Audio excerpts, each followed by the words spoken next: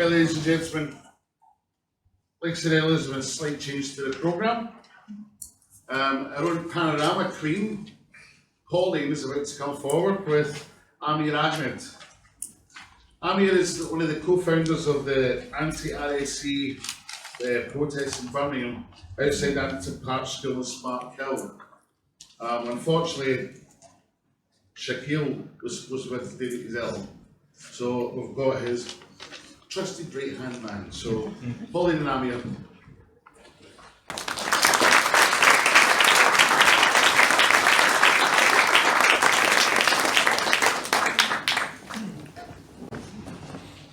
I never blessed myself, that's a good sign.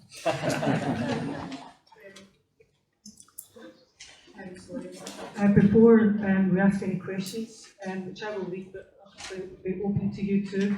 Amir is going to speak on his own for 10 minutes. Hello. I've moved it all out of place now.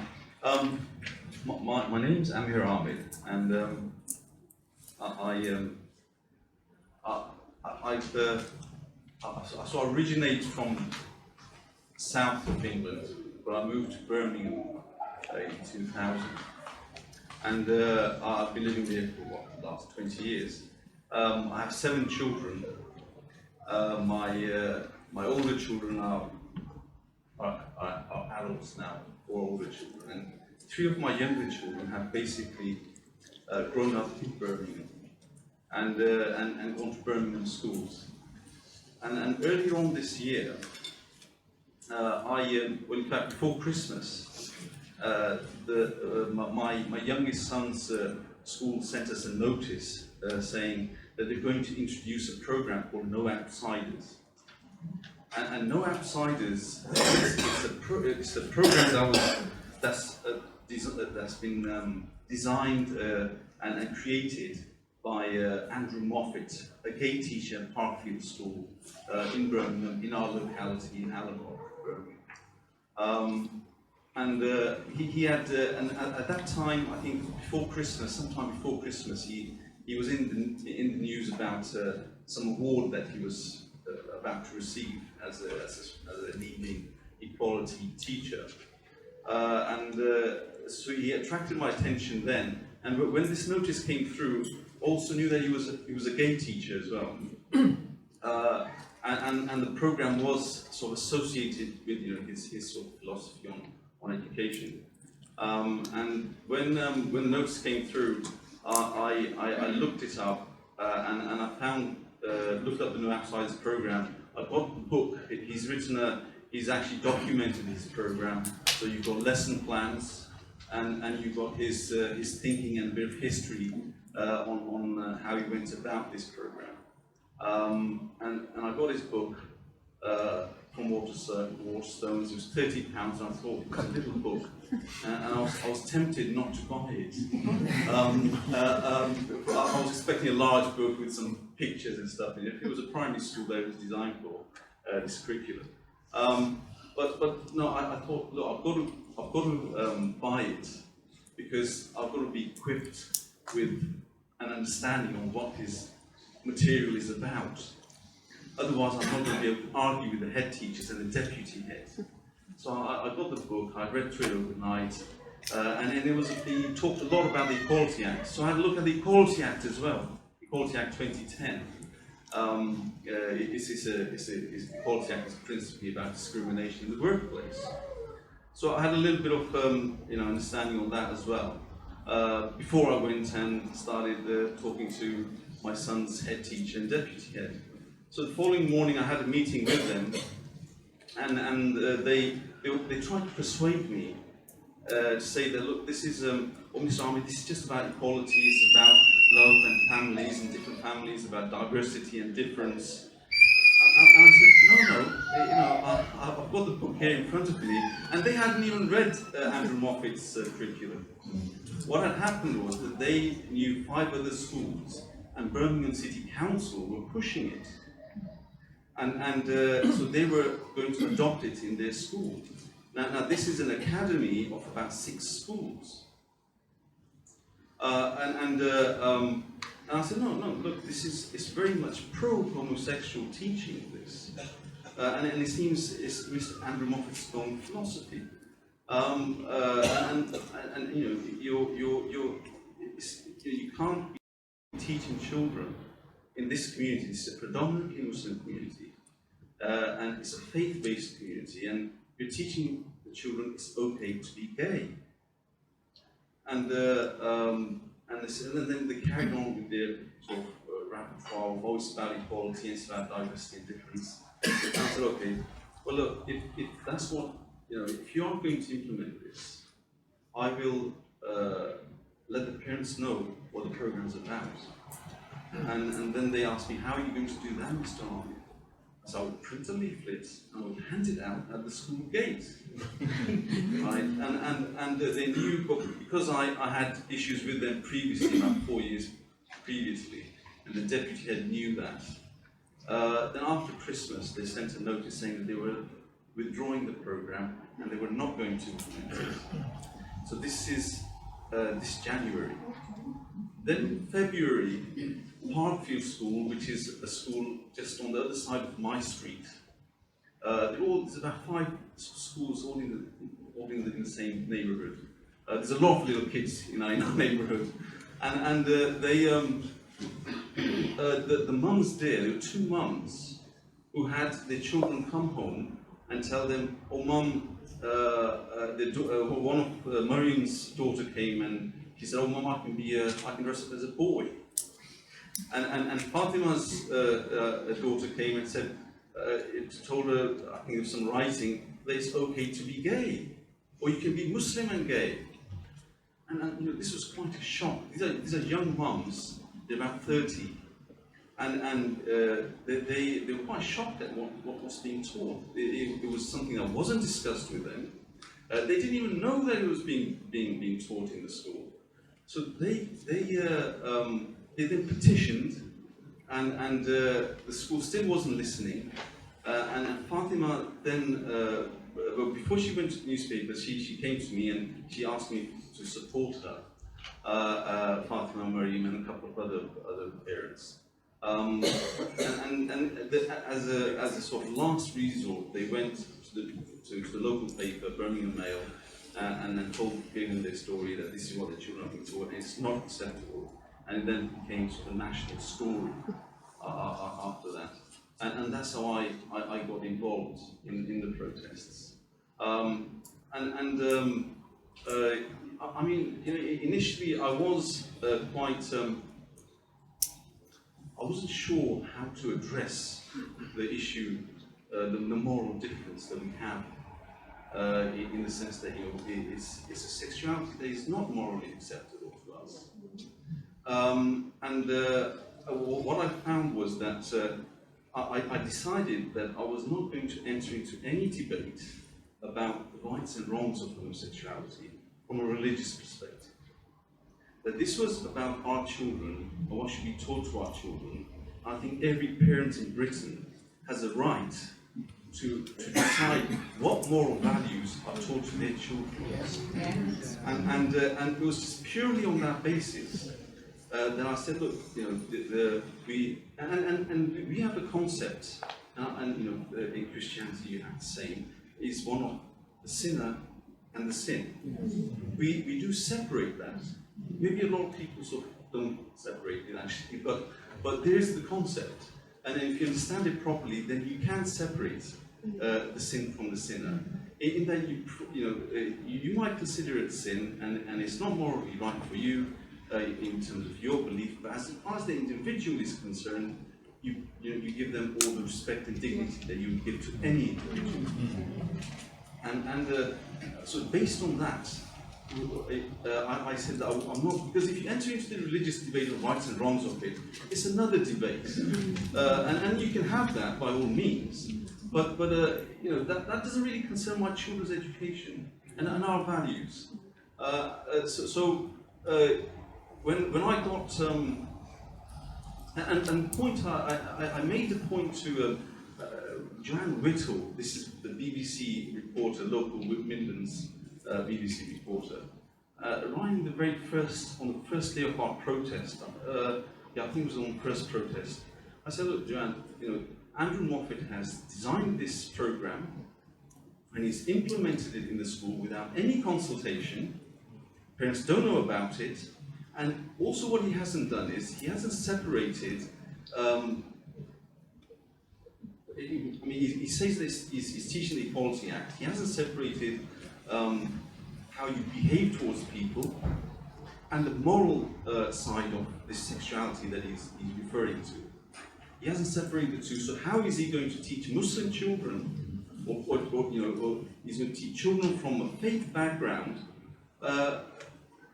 where there's this discrepancy, there's a contention there, and he has deliberately, it seems, ignored it.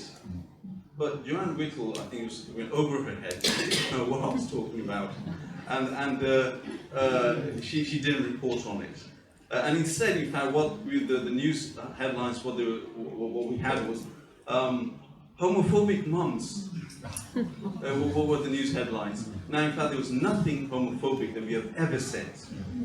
We have simply referred to our children's education and our moral values. But on this moral issue, I thought, to say that. Look, we respect the LGBT community as human beings, as individuals, but we have a different moral position on sexuality. And I thought I was being quite reasonable and not offensive. So when I was interviewed by Sima Katecha on the BBC, she put up my interview, and in it I said. She asked me something, and I said, well, we find this morally not valid, is the phrase I used. Now, I for some months actually, I couldn't understand why people were calling me homophobic. Well, that seems homophobic, it appears homophobic. Because it didn't seem homophobic to me, nor did it seem offensive, nor was I inciting any hatred. It's only after, in fact, when Shkil, so this is in February, and I think our protests sort of finished, I think, after a couple of months, and the Anderson Park protest started after that, and that was Shkil, Anderson Park School, where Shkil was and his sister were protesting. Now, at his protest, there were a couple of gay individuals who came. And I got into a discussion with them, and one of them was Farhan Khan. He's from Scotland, actually. He came all the way from Scotland, he said he was sort of discussing with me, and he said, "Look, you're being homophobic." Well, no, he said, "You're not accepting us," and that's one phrase that they repeatedly use. And that where we don't exist, and I couldn't understand what that meant for some time. But I sort of kept thinking of it. I mean, he seemed quite a genuine individual. That's how he felt. But it seems that was his own insecurity as a homosexual. And what he was referring to was that he wants me to believe that homosexuality is an acceptable sexuality. It's morally acceptable, it's good.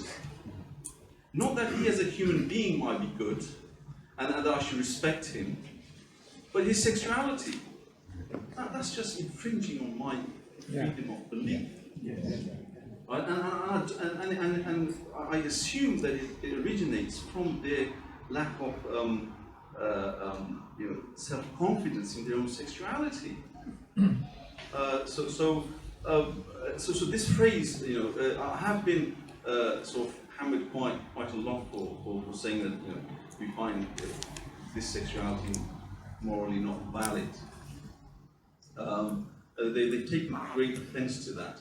But only recently I found that Lord Waddington, I think a couple of weeks ago, Lord Waddington, 2008, he led an amendment to the Public Order Act, 1986 Public Order Act, which basically says that just by criticising sexuality in itself is not an incitement to hatred. You can disagree with it, you can criticise it, you cannot call that incitement to hatred, because I think in 2008, around that time, the police were having difficulty with a lot of complaints from the LGBT community about it, and he provided this freedom of speech shield on it. So yeah, and we've our protests at Parkfield, our protests. The protests at Parkfield ended because it's an academy, Department of Education got involved, and they threw us into a mediation process for 4 months. And by the end of the mediation process, it was the summer holidays, and actually nothing came of it. It was just really to throw the parents in the long grass, wear them out, and fighten them down. I mean, those protests, there were about 15 parents involved within the mediation, and 10 of the parents decided to move the kids out of the school, so the group broke up. But we are going to revive that hopefully soon. At Anderson Park, the protest started at Anderson Park after Parkfield quietened down, and for Parkfield, we've been fairly consistent in protesting there. We've before the summer holidays, we were banned. The Birmingham City Council, a Labour-led council, with a very strong LGBT component, an influential one anyway. They got an injunction out on myself, on Shkeel, and on his sister, preventing us from protesting. And we fought that. There's a couple of weeks ago we had a 5-day trial in Birmingham High Court, and we were hoping that, although I suspect that they will still impose some restrictions on us, but there's an element of it to do with religious discrimination on this LGBT teaching, and we're hoping that on that part of it, because that was our justification for protesting. So when the judge has to weigh between freedom of speech and the law that they banned us on is the anti-nuisance law. So you sort of ban anyone on that, and of course the protests will, by their nature, are a little bit of a nuisance. So they've been very clever in the way they sort of formed the injunction. We put in an argument there that we were justified in protesting, and there was discrimination, and we're hoping that on that part of our case that we do win, because that would be quite a significant win for us. Because what it means is that that LGBT teaching is discriminatory towards our belief, and the school did not consider that properly. And that means that when they say they're teaching equality, they're not teaching equality. They're discriminating against the children. So yeah, I think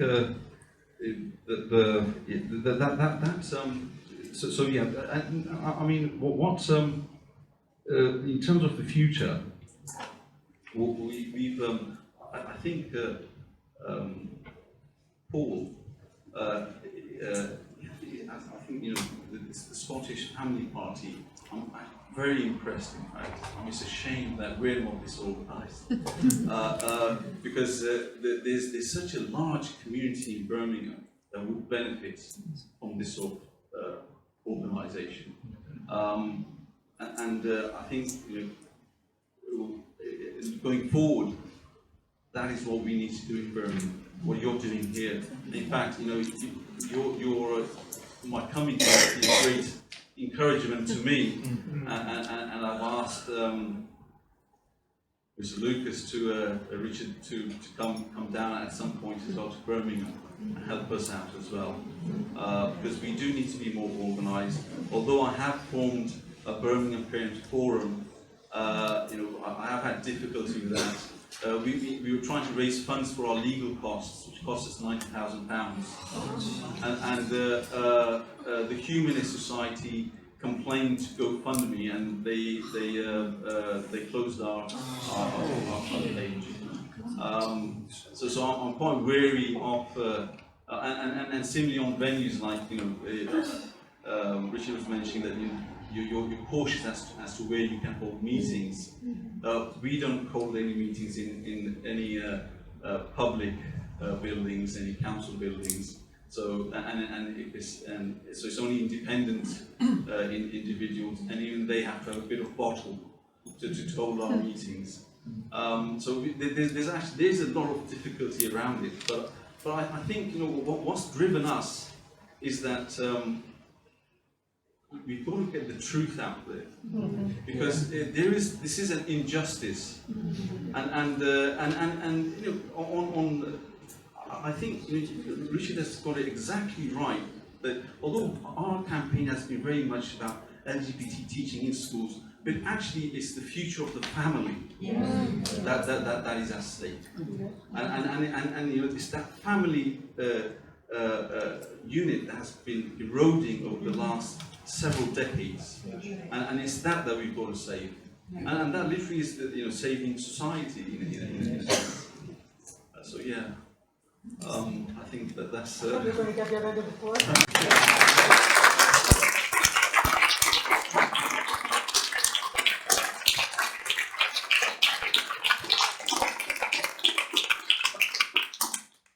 Amir, I think the audience would probably like to ask about Roger Godson.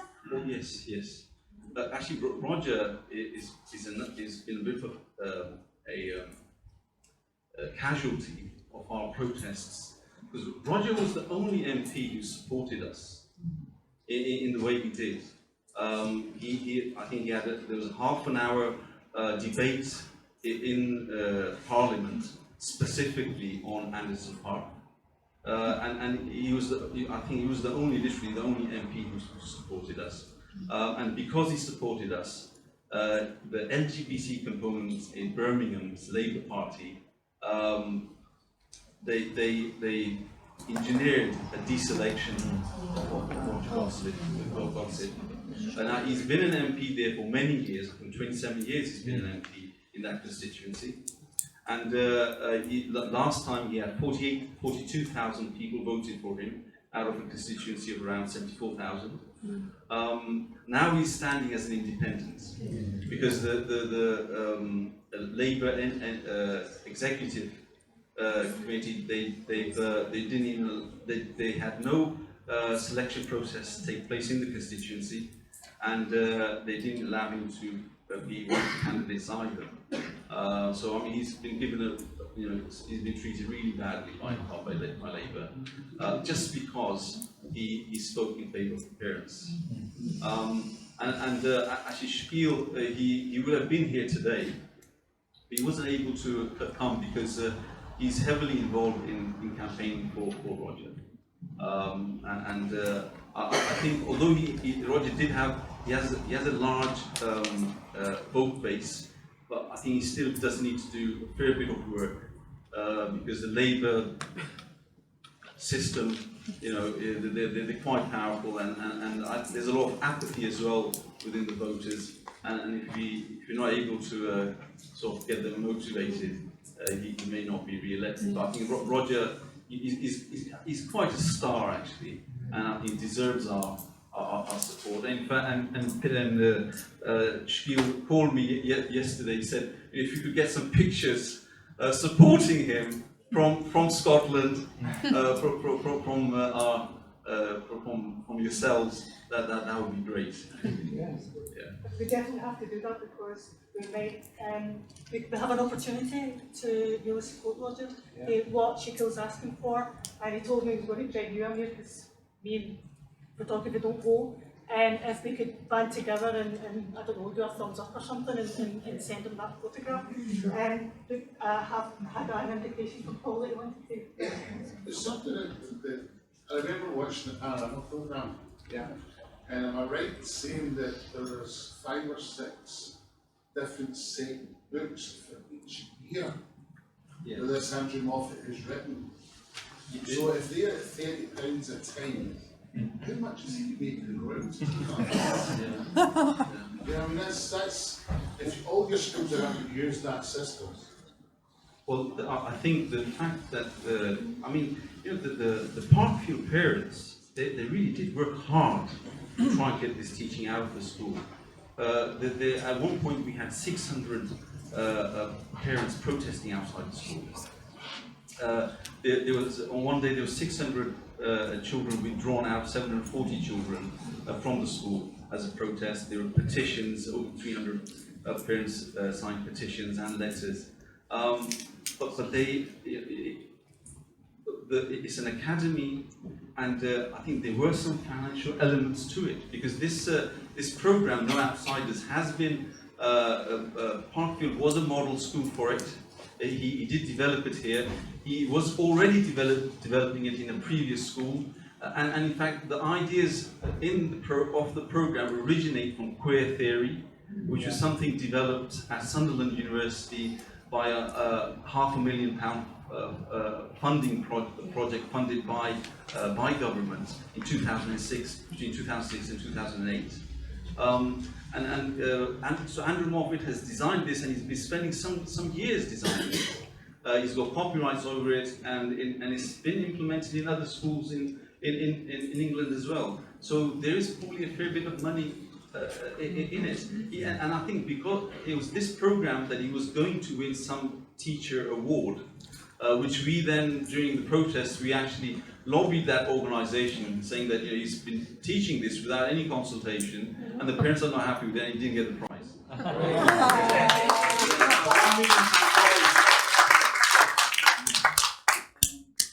There is definitely a financial element to it. And it's an academy of 3 schools. Hazel Pulley, the former head teacher of Parkfield and now the executive for the academy, has also fully supported her. I think they also get funding from Prevent, from Birmingham City Council, because what they're saying is that we're teaching against homophobic bullying and extremism. So they got Prevent funding, I think, as well. So there is money behind this. Yeah. So, John. Amir, just we're talking at lunchtime. Just to let, I think I said to you that there is a debate within the Labour Party about basically freedom of thought, because all Roger said was you have a just cause, and for that he effectively lost his job and he's elected. But so the question is, there's groups within the Labour Party like Christians on the left, Catholics for Labour, whether they'll speak up and say, can you not have freedom of thought? Yeah. Just well, yeah, actually, it's. I think there's yourselves and an Anglican mainstream group down south. You're the only 2 groups that I know who are active in this area. And certainly the mainstream Anglican group, a number of their members have come to our protests. I mean, John, you mentioned that there's some sort of debate in Labour about freedom of thought, but from within Labour, we have 21 Muslim councillors in Birmingham. They've been silent. And that's not because they don't morally support us. They are certainly morally with us, but they are frightened of having the whip thrown at them and being kicked out of the Labour Party. And that is also the case with other professionals as well. Amongst our parents, we have teachers, NHS staff, health workers, doctors, lawyers, and others as well. Picking up some interference.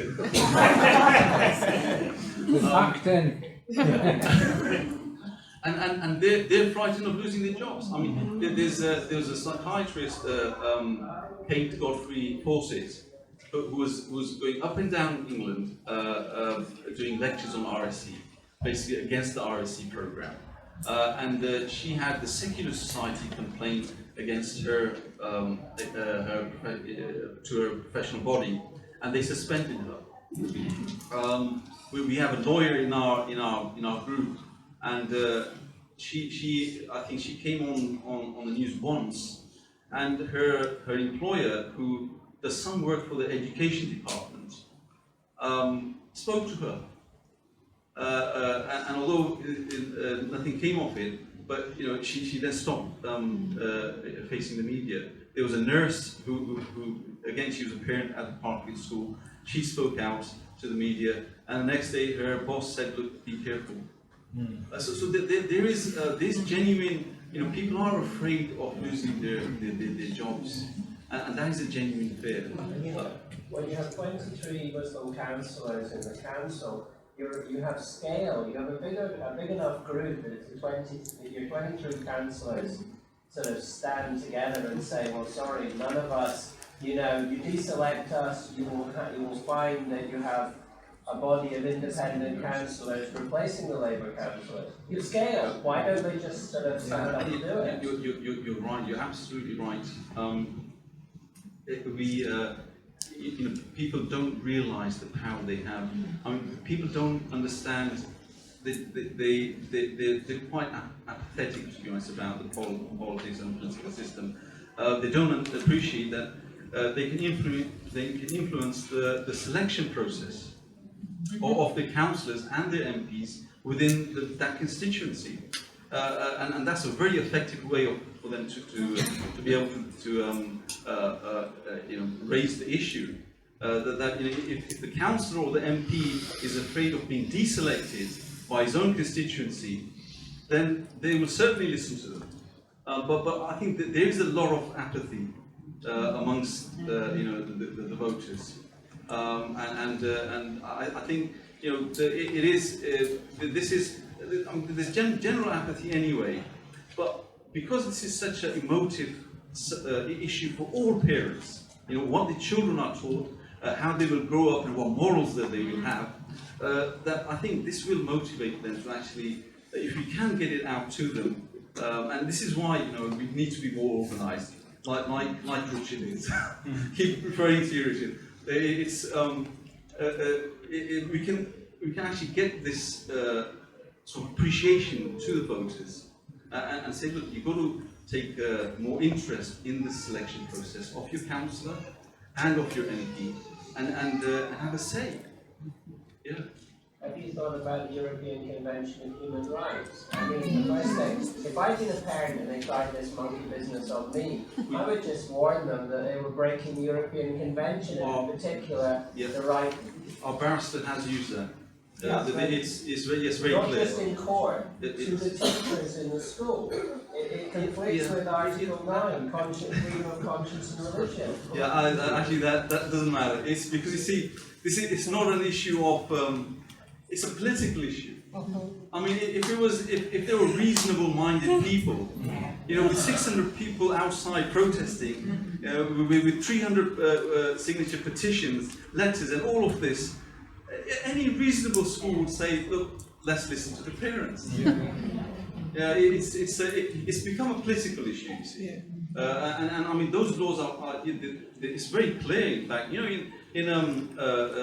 When the schools were first funded by the state after the Second World War in 1944, there's the Education Act 1944 that very clearly says pupils must be, I think I'm quoting it, pupils must be educated in accordance with their parents' wishes. I think that's exactly what the parents' wishes, that's how they should be educated. And the European Convention on Human Rights, that's very similar as well. It refers to, I think, the parents' philosophical convictions, that the state should provide an education that is in accordance with the parents' philosophical convictions. But this doesn't mean anything to them. They will quote the Equality Act 2010 for their own purposes, but the rest, it doesn't matter.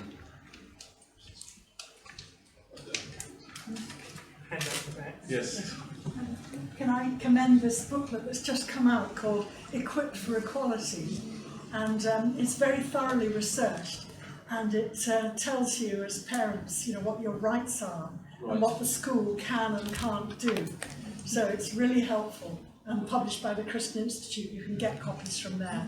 But I could put it on the table for you to have a look at. Yeah, Equipped for Equality. The Christian Institute is very good, I have to say. There's a couple of pamphlets that they've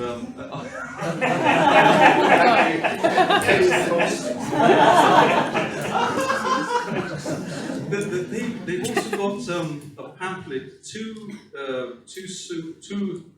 much too young. That's it, too much too young, which is in fact enormously educational, to parents. I mean, the stuff in there, people were telling me, I didn't believe it.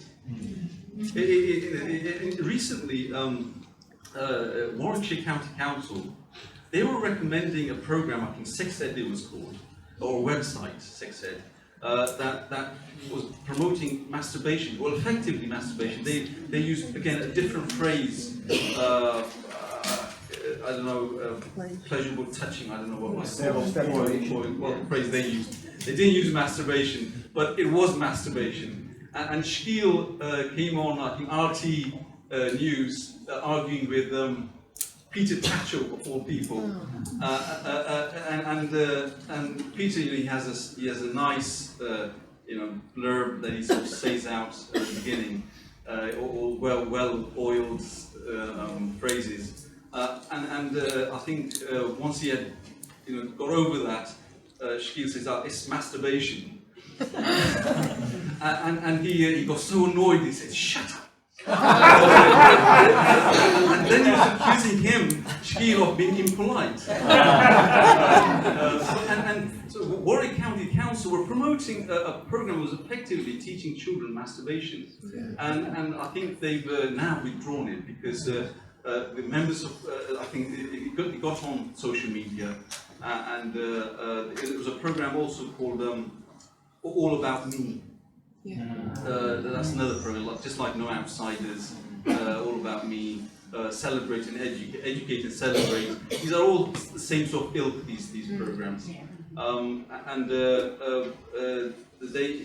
Christian Institute, I mean, I think they produced this pamphlet too early, too soon. That was too much too soon. About 4 years ago, I think 2016 or something. It is good. It's a nice pamphlet in colour, and I think actually that's something that I'd like to distribute to all my parents. Incidentally, the video that reached the show earlier, I hadn't seen that before. Yeah. And I know Pauline back there was putting her hands over her eyes. I mean, all that I've heard in the last 8 months, I've been desensitized to it. And I would probably have been putting my hands over my eyes as well.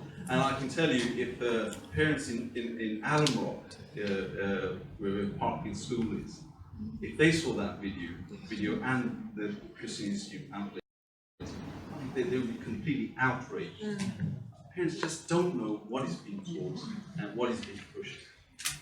I think when Richard showed that video, and that's in the name partner of child protection, yes, because sexual pleasure is part of the neo-Marxist, part of extremist feminism, and sexual pleasure, child acceptance, and even for tiny children. So there are people out there, Peter Patchell and Andrew Moffat are two of them, who actually think you're doing a child a service, which rings warning bells of paedophilia. I know you spoke to Seema Bhattacharya about this, I spoke to Seema Bhattacharya about this. Lo and behold, who were the two LGBT representatives, because not all LGBT people agree with this, and Pauline was talking at lunchtime about Douglas Murray, who's a gay man, and who's produced a wonderful book called, is it Madness of Crowds. So I would like to differentiate between ordinary LGBT people and the people pushing this agenda, because this is child abuse in the name of child protection, what's been shown, and it confused people because the point that Eileen brought up they confuse people because there are good points that are made. And if you read the guidance, if you read the learning outcomes, you know, people can be hoodwinked by that because some of it looks reasonable, some of it looks as if the best interest of the child are at heart. But in actual fact, if you dig not very deeply, there's a huge child protection issue here. So I wanted to ask you, Amir, about, do you know anything about the alternative materials? Because we still have the right. I learned from the Birmingham parents that we still have parental rights. The primary school, there's no necessity for primary school to be learning these materials. Secondary school, and also that there's no necessity for it to be pro-Stonewall. That we have certain guidelines, and we could produce our own materials, basically, which Charles and I are very passionate about. So I wanted, I don't know if you know, you're looking kind of big there, Amir. Do you know anything about that? I know there are alternative materials in the pipeline, you know. I mean, alternative materials-wise, in terms of the way that the LGBT movement have designed these programs, to be honest, they've used the Equality Act as an umbrella, just as a vehicle to push 1/9 of the component of the Equality Act, which is the protected characteristic of sexual orientation. You know, if we just use there are so many stories and anecdotes that you can find in religion, from faith, that will teach children to respect all human beings. Children are, in fact, they're innocent, and they don't see color, they don't see race, they don't see discrimination. You can just teach them how to share things, and it doesn't need a program. It just needs common sense. There's a trust in Allen Rock, the Lead Trust. It's a group of four schools. It's an academy of 4 schools. I spoke to them, one of the head teachers there, before Christmas, because she was one of the ones that had recommended to my son's school. And I said, "Look, are you teaching this?" And now and I put them on the ball early on, and then I leafleted all 4 schools as well at the gate. And so told parents, you know, this is what the No Outsiders is, because they were implementing No Outsiders. Now they were sensible. They withdrew the No Outsiders program. Ofsted came in and they said, "Oh, are you teaching Mama, Mummy, and Me?" Mama, Mummy, and Me is an infant. It's a book for infants. It's about lesbian family. And they said, "No, we're not teaching that. Our parents don't want us to use this book, and if our parents don't want us to use this book, we're not going to use it." They stood up against Ofsted because actually there's no legal requirement to use this curriculum or these books that you mentioned earlier. Yeah. So people can use, schools can use their own material. There is no legal requirement. Yeah, I believe it's true, isn't it, that the author of No Outsiders clings. Sorry? Andrew Moffat. Yes, that his underlying agenda is to smash heteronormativity. Yes? And do you remember our mutual friend Belinda Brown's response to that, which is, well, we may tolerate your existence, and we do, but you won't smash heteronormativity without our consent, because as a matter of fact, we're attached to it, we believe in it, and we have the evidence to show that it's good for people. Yes, yeah. Actually, in the ban, in 5-day trial, Birmingham City Council barrister asked me, because I had obviously given a statement, and I referred to smashing heteronormativity by Ellie Barnes, who's part of Celebrate, Educated Celebrate. And he was trying to test me. He asked me, "Do you know what heteronormativity means?" And you know, actually I didn't know what it meant before, but I do now. Right? Smashing heteronormativity, this is the, in fact I didn't know that there was such a thing as queer theory. You know, you remember from, I remember from school perhaps calling kids queer, but not that there was a queer theory. Like I said, I graduated in physics, and your theory has a stiffness of concept for me. But queer theory, I just, and yes, it's actually a philosophy.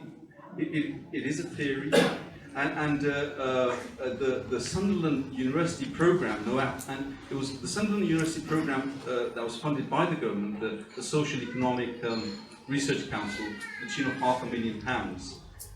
It was called No Outsiders, that program, and this is what they were developing how to introduce queer theory into schools. And part of that is, you know, what Paul was mentioning earlier about social constructs. Again, you know, I could not imagine that family is a social construct.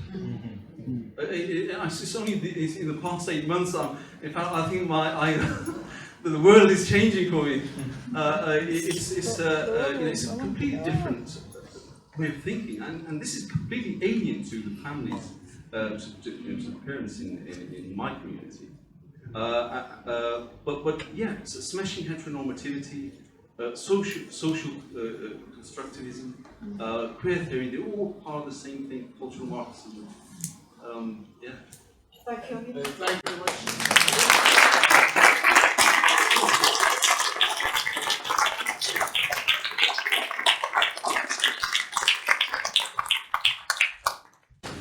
Well, thanks so much. That's really good. So I made a few notes of something that I have to add there at this point. It's actually been great being the party leader. Whenever I go to anything like this, I always want to do this, and I normally can't do it. But here I can. I can chip in when I want to.